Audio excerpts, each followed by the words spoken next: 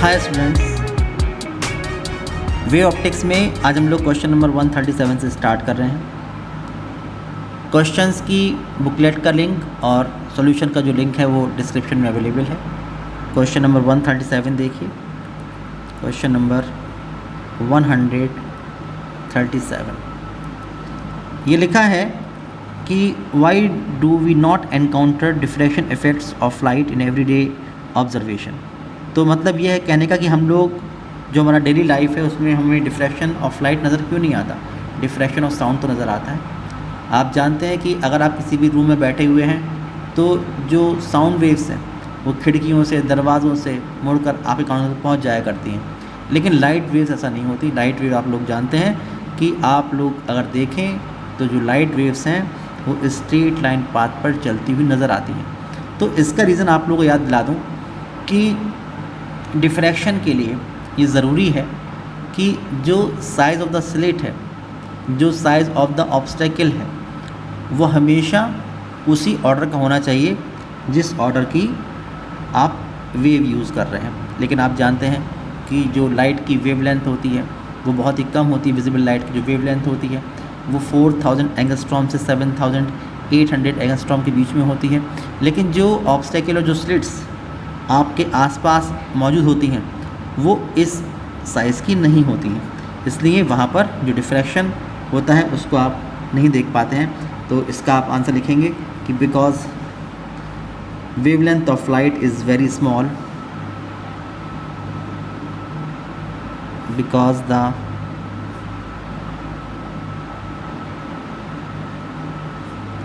wavelength of light is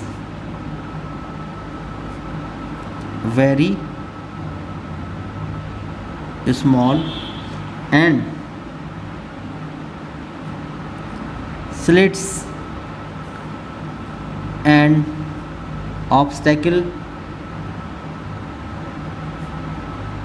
of comparable size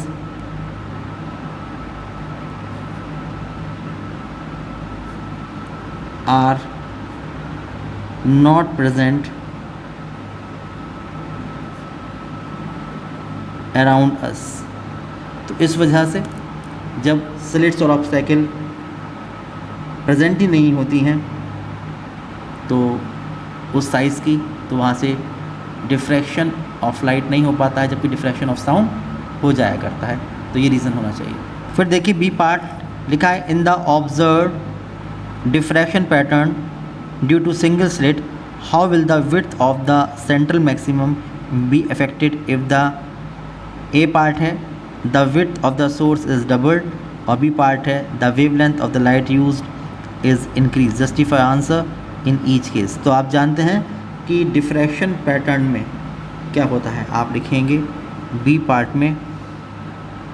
इसका B part देखिए, आप लिखेंगे कि in the diffraction pattern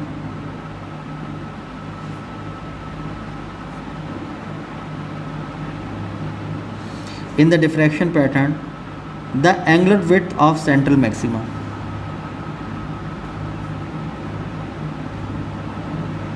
the angular width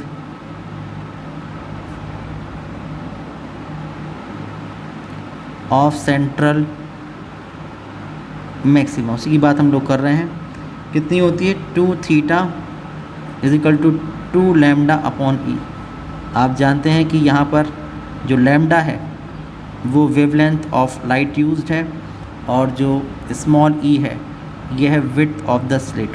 okay, तो यही बात कह रहे हैं कि in the observe diffraction pattern due to single slit how will the width of the central maximum be affected if a part the width of the source is doubled. अगर e को double कर देंगे तो आप देख रहे हैं ये हाफ हो जाएगा।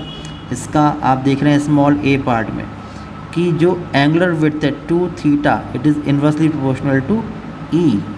If e dash is equal to 2e, double कर देते हैं, देन जो इसकी एंगुलर विड्थ है then 2 theta dash will become half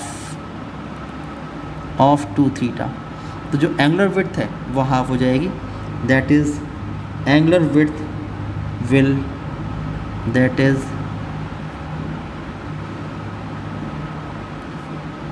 angular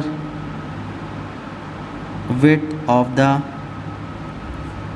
central maxima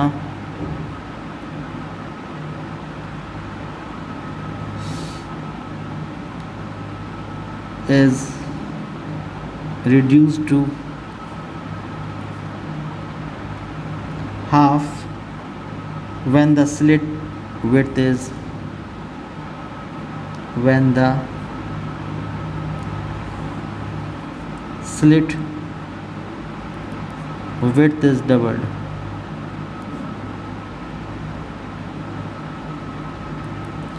फिर बी पार्ट देखिए, बी पार्ट में ये कह रहे हैं the wavelength of the light use is increased. तो आप देख रहे हैं कि यहाँ से कि 2 theta is directly proportional to lambda. तो अगर आप लोग इसको इंक्रीज़ करेंगे तो ये बढ़ जाएगी।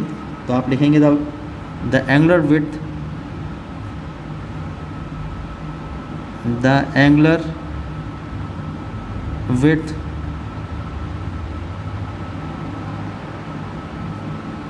of the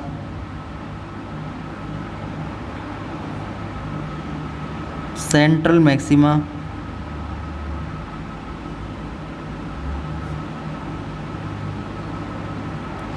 will increase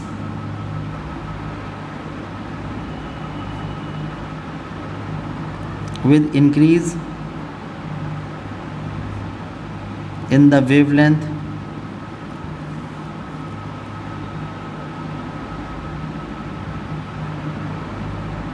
of light used। ये इसका आंसर हो जाएगा। क्वेश्चन नंबर 139 देखिए, लिखा है light from a monochromatic source is made to fall on a single slit of variable width and experimenter records the following data for the linear width of the principal maxima on the screen kept at a distance of 1 meter from the plane of the slit.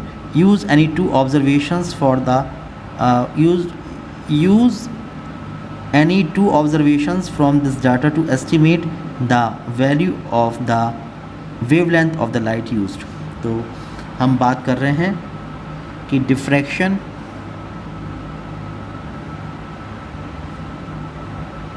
Bye a narrow slit, और यहाँ पर आपको ये given है कि जिस screen पर आप डिफ्रैक्शन पैटर्न देख रहे हो उसकी डिस्टेंस यहाँ स्लिट से है 1 metre, capital D is equal to 1 metre, और आपको लैम्डा निकालना है। तो आप जानते हैं कि if E be the width of the slit,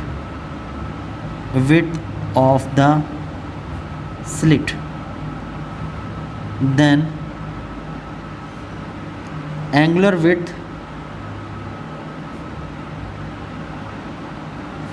of central maxima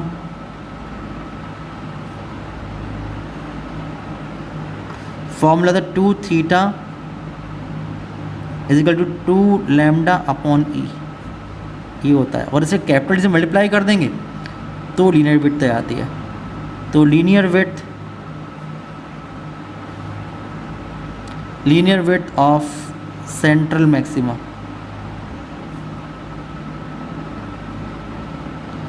तो ये आ जाएगा 2x1, यानी कि दोनों तरफ जो फर्स्ट मिनिमा होता है वहाँ तक की डिस्टेंस वही तो सेंट्रल मैक्सिमा होगी। एक इधर का फर्स्ट मिनिमा और इधर का फर्स्ट मिनिमा, जो भी सेपरेशन होगा वही होगा इसकी लीनियर विड्थ सेंट्रल मैक्सिमा की। तो होगा 2 lambda upon e into D. ये हो जाएगा क्वेश्चन नंबर 2। यहाँ से आप लोगों को लैम्डा निकालना है, तो आप लिखेंगे, यहाँ से आप निकालेंगे कि वेवलेंथ ऑफ लाइट यूज्ड, यहाँ से अगर आप लोगों को लैम्डा निकालना है तो लैम्डा इज इक्वल टू हो जाएगा कि 2x1 माने कि ये क्या है, linear width of central maxima multiplied by e और अपॉन 2 इंटू टी। ये इक्वेशन नंबर 3। अब आपके पास बहुत सारे ऑब्जर्वेशंस हैं। आप देखिए कि यहाँ पर आपके पास टेबल बनी हुई है और उसमें 5 ऑब्जर्वेशंस हैं। पहला लिखा है कि विड्थ ऑफ द स्लिट यानी स्मॉल ई और linear width of the principal maxima यानी 2x1 ये गिवन है। तो आप लोग पहले 1 से फिर 2 से किसी भी निकाल सकते हैं आप लोग। मान लीजिए हम लोग जो हमारे पास ऑब्जर्वेशन 1 एंड 2 हैं इनकी हम लोग बात कर लेते हैं। तो आप देखो, आप लिखोगे कि फ्रॉम फर्स्ट ऑब्जर्वेशन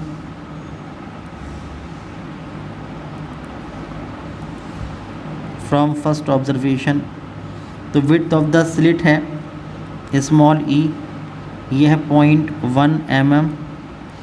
इसका मतलब कि 0.1 × 3 मीटर 10⁻⁴ मीटर ये हो जाएगा। और जो 2x1 है ये है 6 mm, तो 6 mm का मतलब 6 × 10⁻³ मीटर। तो फ्रॉम 3 यहाँ पर पुट कर दीजिए, फ्रॉम 3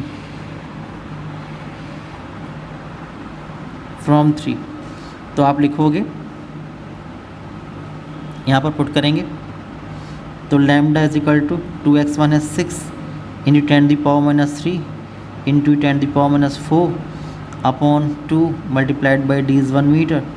तो ये हो जाएगा 3, तो हो जाएगा 3 × 10⁻⁷ मीटर। ये lambda is equal to 3 × 10⁻⁷ multiplied by 10 angstrom या हो जाएगा 3000 एंगस्ट्रॉम। तो ये निकल के आएगा। अगर आप चाहते हैं सेकंड ऑब्जर्वेशन से तो फ्रॉम सेकंड ऑब्जर्वेशन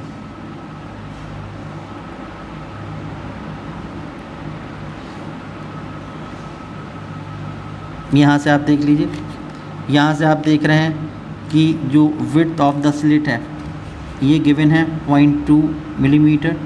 तो small e is equal to 0.2 mm, तो small e is equal to 2 × 10⁻⁴ ये हो जाएगा। और linear width of the principal maxima ये 2x1 इज इक्वल टू कितना हो गया, ये हो गया 3 mm, पहले से आधा हो गया, ये डबल हो गया। तो कोई चेंज नहीं आना चाहिए, 3 × 10⁻³ मीटर ये हो जाएगा। अगेन फ्रॉम 3 इसमें पुट करेंगे तो लैम्डा इज इक्वल टू है 2x1 multiplied by e divided by 2 into d. Values put करेंगे देखो तो आपका आएगा कि lambda is equal to 2x1 3 × 10⁻³ multiplied by 2 × 10⁻⁴ upon 2 into 1, इससे कैंसिल तो 3 × 10⁻⁷ मीटर। तो 3 × 10⁻⁷ 10⁻10 तो इतने एंगस्ट्रॉम, तो 3000 एंगस्ट्रॉम। ये आपका आंसर इस क्वेश्चन का निकल के आ जाएगा। ओके, क्वेश्चन नंबर 141 देखिए, लिखा है state the essential condition for diffraction to take place. तो आप जानते हैं कि जो एसेंशियल कंडीशन है वो यही है कि डिफ्रैक्शन तभी हो सकता है जब जो स्लिट का साइज़ है या जो ऑब्स्टेकल का साइज़ है वो हमेशा उसी ऑर्डर का हो जिस ऑर्डर की आप लोग वेव यूज़ कर रहे हैं, चाहे वो लाइट वेव हो चाहे वो साउंड वेव हो। तो आप लिखेंगे कि the phenomena of diffraction, the phenomena of diffraction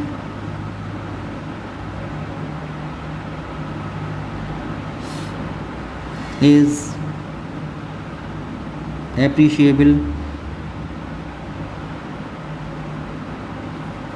only when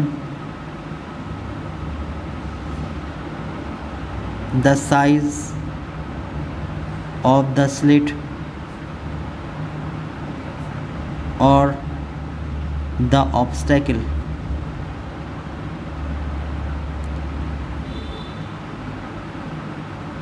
or aperture, चाहे कोई aperture हो तो भी is of the order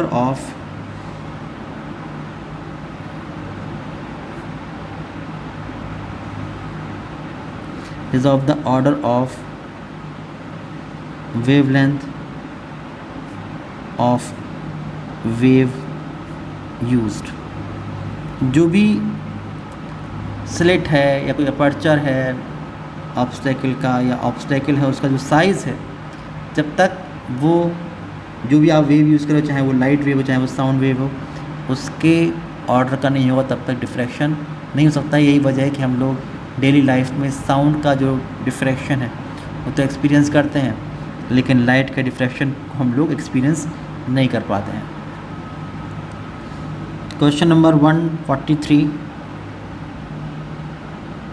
इसका ए पार्ट लिखा है कि obtain the conditions for the bright and dark fringes in diffraction pattern due to single narrow slit illuminated by monochromatic source. तो नोट्स में देखिए एक लॉन्ग क्वेश्चन है, पूरा फॉर्मूला ड्राइव किया हुआ है इसके लिए कि क्या कंडीशंस होनी चाहिए। फिर बी पार्ट लिखा हुआ है कि explain clearly why the secondary maxima go on becoming weaker with increasing order. ये मतलब है कहने का कि अगर हम लोग सब्सिडरी मैक्सिमा पर जाते हैं तो उसकी इंटेंसिटी कम की होती जाती है। तो ये भी नोट्स की बात है, लेकिन मैं आपको ये ज़्यादा बड़ा क्वेश्चन नहीं है, आपको याद दिला दूं कि जब हम लोग बात करते हैं मैक्सिमा की, तो जहाँ पर फर्स्ट मैक्सिमा होता है वहाँ पर हम लोग जो विड्थ होती है उसको 3 इक्वल पार्ट्स में डिवाइड करते हैं। जो 2 पार्ट होते हैं उसे चलने वाले वेव फ्रंट के वो एक दूसरे के अपोजिट फेज़ में होते हैं, λ/2 पार्ट डिफरेंस होता है, कैंसिल आउट कर देते हैं। एक पार्ट पहुँचता है, उसके बाद उसको 5 पार्ट कर लेते हैं, तो जो 2 के पेयर बनते हैं, 2 वो एक दूसरे को कैंसिल आउट कर देते हैं अपोजिट फेज़ होने की वजह से। एक पार्ट पहुँचता है यानी 1/5 पार्ट पहुँचता है, पहले 1/3 पहुँचता है, फिर 1/5 पहुँचेगा, फिर इसी तरह से 1/7 पहुँचेगा। तो इसलिए जो इंटेंसिटी होती है सब्सिडरी मैक्सिमा की या सेकेंडरी मैक्सिमा की वो लगातार कम होती चली जाया करती है। फिर सी पार्ट लिखा है कि when the width of the slit is made double how would this affect the size and intensity of the central diffraction band, justify answer. तो आप जानते हैं, देखिए इसके बारे में आपको बताऊं कि in the diffraction pattern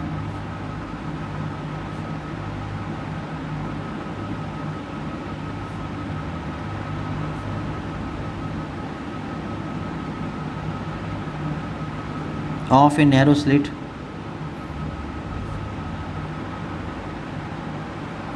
size of central maxima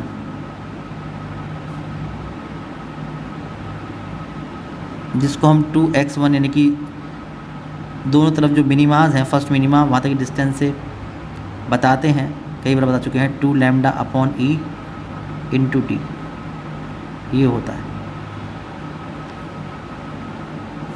equation number 8। तो लिखा है when the width of the slit is made double. तो आप देख रहे हैं कि यहाँ से जो 2x1 है that is inversely proportional to e if size of the slit e is doubled then the size of the central maxima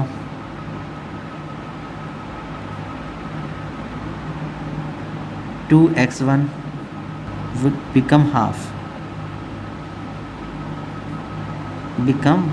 क्योंकि इन्वर्सली प्रोपोर्शनल है। जब आप e को डबल कर देंगे तो उसका साइज़ जो होगा वो हाफ हो जाएगा।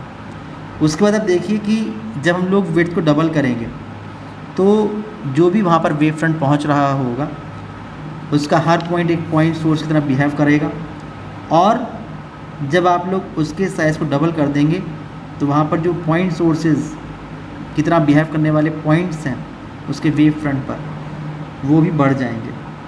और आप जानते हैं जो इंटेंसिटी होती है, intensity varies as the square of the slit width. जो इंटेंसिटी होती है वो स्लिट विड्थ के स्क्वायर के डायरेक्टली प्रोपोर्शनल होती है। तो आपने क्या किया, साइज़ को डबल कर दिया है, सो द इंटेंसिटी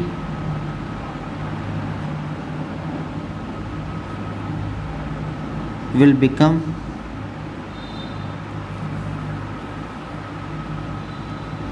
4 times। जो इंटेंसिटी होगी वो 4 टाइम्स हो जाएगी।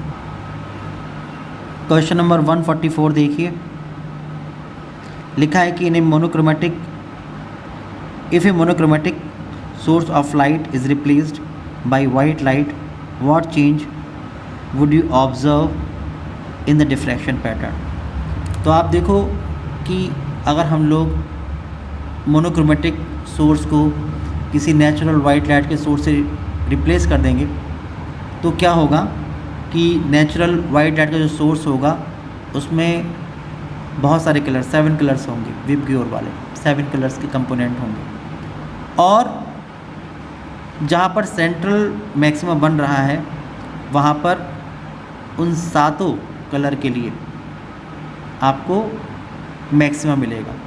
और जब मैक्सिमा मिलेगा तो आप जानते हैं कि उसका जो मिक्सचर होगा वो नेचुरल वाइट कलर को वहाँ पर बनाएगा, यानी कि जो हमारे पास सेंट्रल मैक्सिमा होगा वो नेचुरल वाइट कलर का होगा। और उसके बाद फिर फेज डिफरेंस की बात आएगी। तो आप जानते हैं कि क्योंकि जितने भी कंपोनेंट कलर्स हैं उनकी वेवलेंथ अलग अलग है, इसलिए उनके लिए हर अलग अलग पॉइंट पर उनका जो पार्ट डिफरेंस होगा वो अलग अलग λ/2 होगा, अलग अलग लैम्डा होगा। हर एक ही पॉइंट पर ऐसा नहीं होगा कि हर के लिए λ/2 हो जाए, या हर कलर के लिए लैम्डा हो जाए, या हर कलर के लिए 3 λ/2 हो जाए, या हर कलर के लिए 2 लैम्डा हो जाए। इस वजह से उसके बाद जो हमारे पास सेंट्रल मैक्सिमम मिल रहा है जो कि नेचुरल वाइट कलर का है, उसके बाद आप लोगों को कलर बैंड्स मिलेंगे। तो यही बात आप लिखेंगे कि if the slit is illuminated by white light, if the narrow slit is illuminated by natural white light, then the diffraction pattern consists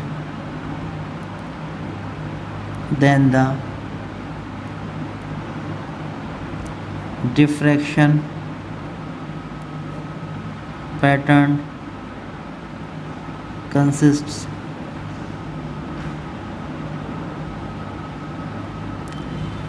of a central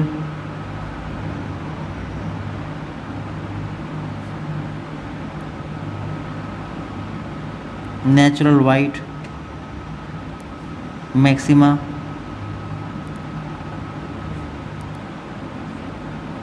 flanked by color bands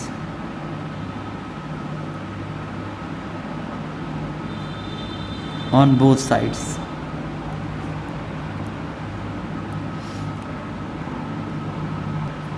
question number 145 लिखा है कि how does the width of the slit effect the size of the central diffraction band. तो आप लिखेंगे कि in diffraction pattern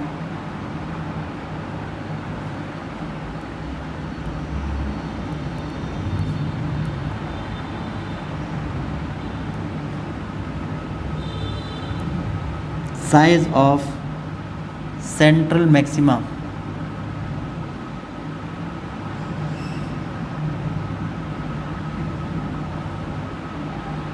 2x1 is equal to 2 lambda upon e into d. तो आप यहाँ से देख रहे हैं कि जो साइज़ ऑफ द स्लिट है उसके इन्वर्सली प्रोपोर्शनल है कि 2x1 is inversely proportional to ई।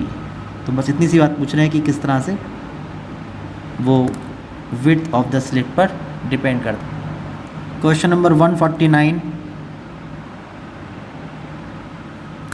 लिखा है कि a parallel beam of monochromatic light falls normally on narrow slit and the light coming out of the slit is obtained on the screen cat behind parallel to the slit plane.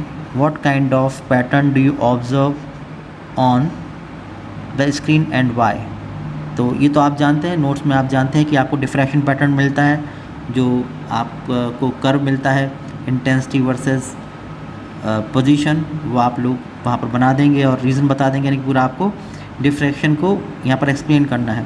फिर लिखा है how does, फिर A part देखिए, how does the angular width and B part linear width of the principal maxima in this pattern change when the screen is move parallel itself away from the slit plane. तो यानी capital D आप बढ़ाते हैं तो जो angular width और जो linear width है सेंट्रल मैक्सिमा की, वो किस तरह से चेंज होती है। तो पहले आप लिखेंगे कि we will get the diffraction pattern on the screen, we will get the diffraction pattern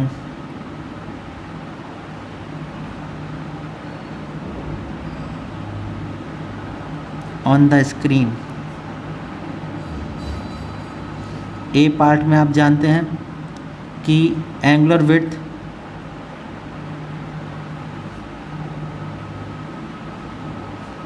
of central maxima ये होता है 2θ1 is equal to 2 lambda upon e, ये होता है। और जो लीनियर विड्थ होती है, linear width of central maxima वो होती है 2x1 is equal to 2 lambda upon e into d. तो it does not depend on d, it does not depend on d, hence no change. तो यहाँ पर तो कोई चेंज होगा नहीं, अगर आप स्क्रीन को दूर करते हैं तो कोई चेंज नहीं होगा। लेकिन आप देख रहे हैं जो लीनियर विड्थ है, यहाँ से आप देख रहे हैं कि जो लीनियर विड्थ है सेंट्रल मैक्सिमा की, that is directly proportional to capital D. तो अगर हम लोग उस स्क्रीन को दूर हटाते हैं तो डी बढ़ेगा उस केस में।